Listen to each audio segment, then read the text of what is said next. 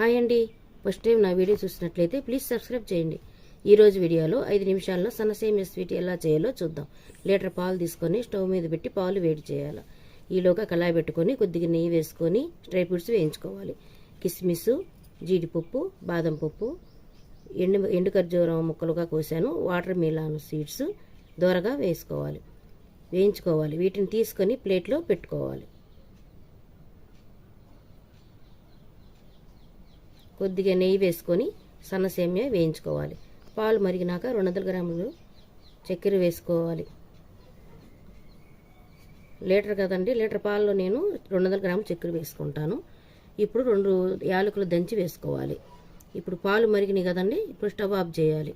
Stove off చేసినాక ఆ వేడి పాలల్లో సన్నసేమియా వేయాలి. ఇప్పుడు ఆ పాలల్లో వేయించిన డ్రై ఫ్రూట్స్ వేసుకోవాలి. 5 నిమిషాల్లో సన్నసేమియా స్వీట్ రెడీ అయిపోయింది.